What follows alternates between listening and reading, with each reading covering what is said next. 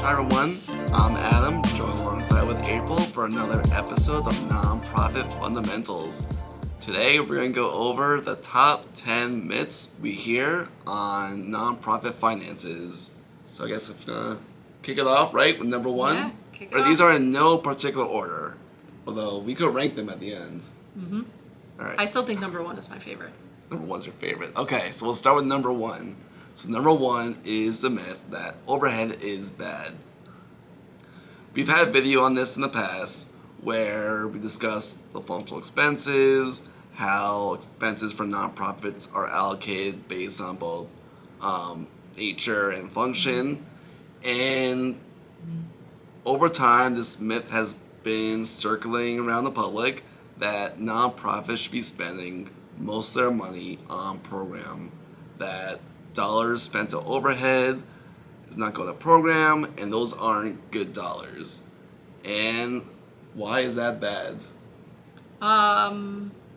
Bad? Well, why is overhead not bad, I should say? Yes, I was going to say overhead not bad. Well, you're paying attention. I think overhead's important because it's your infrastructure and you want to invest back in the organization. So I think the myth is that overhead is bad and overhead is actually a good thing, and you wouldn't be able to run your nonprofit without it. You want to make sure you're investing back in your organization, being HIPAA compliant, your technology, your processes and procedures, to just make sure that you'll be around for a long time. Your programs really can't run efficiently and effectively without that overhead. So while we do separate overhead and program, they're so closely tied that by not funding your overhead, you're only hurting your programs and ultimately the services you're providing to your community. Mm-hmm. Yep, true point. So number two, going down the list here. So this one is about revenue recognition, and we hear this a lot of from my nonprofits, board members saying, oh, we have a profit on our statements, we must be doing great. So if you remember from prior videos, nonprofit finances could be a little misleading when it comes to how you recognize revenue for contributions and grants. So you could have a year where, based on the grants you receive, you recognize all the revenue, but you won't recognize the expenses till a future period. Mm-hmm. So for that year, it looks great. A lot of revenue, no expenses. Mm-hmm. It's showing a great year for everything, but that's not the true story. Mm-hmm. This happens when you get a pledge or an award and it's to be paid out over multiple years. So that happens a lot. If a donor gives you, say, $1 million to be paid out over 5 years, you put that $1 million into revenue at the time that it's pledged, but you may not have any expenses in that year to offset it. So in that case, you'd be showing a profit and a large net income number, but you're going to incur any of those costs in future years. The other thing with that also, with the pledge, you get a pledge in year one, you recognize all the revenue, but that cash may not be coming in until future years. Mm-hmm. So on paper, looks good. In reality, and there might not be cash tied to it, or your cash now tied up to future expenses that needs to be managed. Yeah, that's why it's important to look at things, I think, on a cash basis as well as accrual, because they could look different. Yep. Mm-hmm. So, third myth. We hear this one often. Myth. Nonprofits shouldn't generate a profit. I know it sounds tricky, but nonprofits, we usually say it's a tax status. You are a tax-exempt organization. You are absolutely able to generate a profit as a nonprofit, and we think you should, because you want to build reserves. You want to have enough reserves for maybe, say, 3 to 6 months of operating expenses. That's usually the sweet spot. You want to have enough reserves for a rainy day, or if a funder pulls out, or if your money from the government is late and so you have a large receivable. You want to make sure that you are generating enough profits to build reserves and to be able to invest back in the organization and even grow and expand your programs. So I think that's an important part of nonprofits. They absolutely can generate a profit. And it's not a bad thing to have a profit. I know the whole idea is if you have a profit, that means potentially you can have more money going towards a mission, which is true, but nonprofits should think of themselves as businesses, and you want to try to be sustainable, be around for the long term. Spending everything you have in that 1 year It's great for that 1 year, but what happens to the people you serve in year 2, 3, 4, and so on? They will no longer have you. So it's important to keep that in mind also. Right. Myth number 4. This is regarding budgeting, and the myth is that a budget needs to balance. We have seen this before with organizations that we've asked to look at their budget, and you see revenue and expenses, and at the bottom is a 0, so net income of 0. So I think that's a big myth in the sense of you want your budget to be as realistic as possible. And a budget can change. So you might do the budget at the very beginning of the year and then change it throughout the year when circumstances are different. Maybe you get a large donation. Maybe you lose a donor. So you want to make sure that your budget is as accurate as it can be. And again, it can show a surplus on the bottom, but it can also show a deficit if that's your realistic situation. Maybe you want to make 3 budgets. You want to make the most realistic one, a conservative one, and a more aggressive one. I think that's a really great practice to consider. Yeah, definitely. So, I mean, while we all like to see, that positive number or 0, you want to be realistic, as April mentioned. That's really the most important thing when you're coming up with the plans for the year of what is that realistic goal and following through on that. Mm-hmm. So, next myth is we got an audit. We got a clean opinion, so that means everything is fine. We're perfect. We're good. So, what does an audit mean? You got a clean opinion. That's great. That means the numbers on your financial statements are more or less materially what you're saying they are. There's no material differences that, as an auditor, we uncovered. So that just means that alone, that only the numbers being stated are accurate. It doesn't say anything, that opinion, about what is the status of a nonprofit. Are they struggling? Do they have a lot of debt? Do they have recurring losses? That's not being stated in that opinion of the audit. And I think that's a misconception that people sometimes have, that they get that audit opinion, it's clean, that means it's a clean bill of health. That's not necessarily the case. Mm-hmm. The other thing an audit report doesn't tell you is anything about the internal control structure.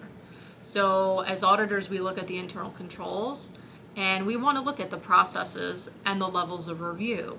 If you don't have the proper levels of review, that's considered a control deficiency. If there are any significant control deficiencies, those don't show up in an audit report. It's a letter that goes to management. So you can still have a clean audit opinion that says we're not aware of any material modifications, but under the surface, there could be some issues with the processes and procedures and the levels of review. So, April, question for you. Do you need a large finance team to have proper internal controls? Oh, you wanted to move on to the next myth already, right? Yeah. Okay, next myth. You set it up, so I had to do it. Next myth, yes. So do we need to have a large finance team for proper internal controls or segregation of duties? I would say no. You don't have to have a large finance team to have the right controls, level of review, or the segregation of duties. So I do think that's a myth. I agree. Perfect.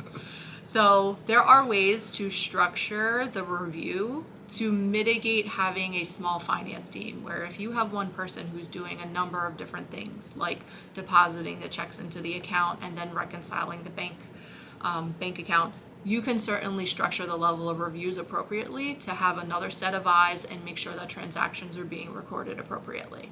So I definitely think there's ways around that. Yeah, definitely. We work with a lot of clients, helping them try to figure out ways that, despite having a small team, it is possible to still have good, solid controls within the organization, which is extremely important. That, as an organization, if you're a board member, especially, you want to make sure controls are in place, they're being followed in order to protect the mission of the organization and the dollars that the donors contribute to you. Mm-hmm. So, board members, you sometimes hear this a lot, that, board members feel like, well, the board treasurer has it taken care of, or the finance committee, they haven't taken care of when it comes to the finances, the overall oversight of the organization. Is that true? Should it just be given to them and everyone else, dusts their hands off and they're good? Nope, not true. Myth. Myth? Myth. Right, so for a board, it's the fiduciary responsibility of every board member when it comes to the overall financials of the organization, that there's proper oversight over reporting, over the numbers. While a lot of boards do delegate some of the detail work to either the board treasurer or to a separate finance subcommittee, that's fine. But those either individuals or those subcommittees then need to be reporting to the full board of what is going on, because ultimately the entire board does have that responsibility. So while yes, you are allowed to delegate, especially for larger boards, that's a good thing to delegate those responsibilities. In the end, everything should be brought back to the full board. Yeah, that includes presenting the audit, presenting the 990, things like that. It's good practice for the full board to review. So, next myth actually, regarding the tax return. So next myth, we're up to number 8 now. Myth number 8, Form 990 is another boring tax form. I will say, it can be a boring tax form, but the 990 is much more than a tax form for nonprofits compared to for-profits. So the 990 is actually a marketing tool. It's a public document.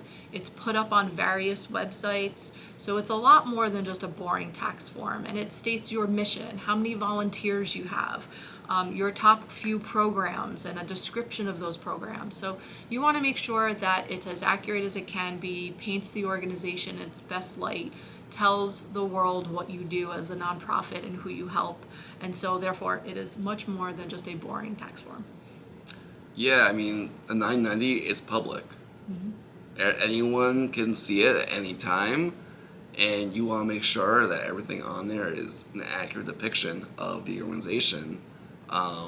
So whether that's a future donor, or is this a news agency doing a story on nonprofits, because news agencies always like to report the negative and not the good things that nonprofits do.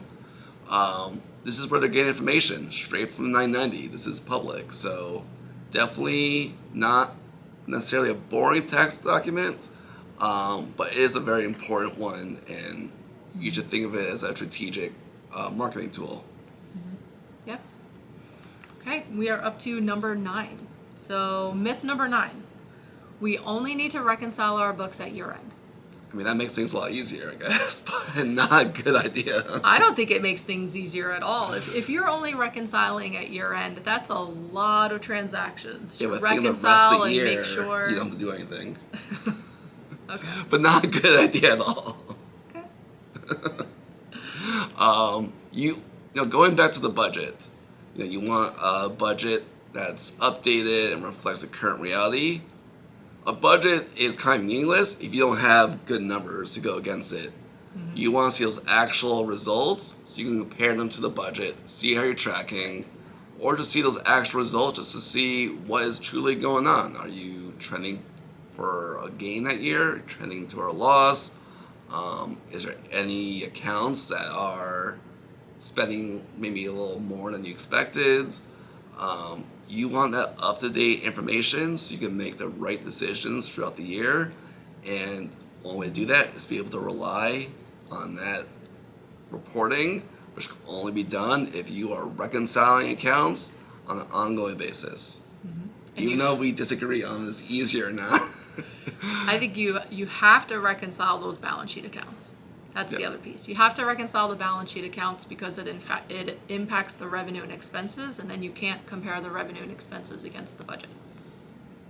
So I think for each organization, you decide what works best, whether it's monthly, quarterly, what works well for you in terms of really reconciling those balances to be as accurate as they can be.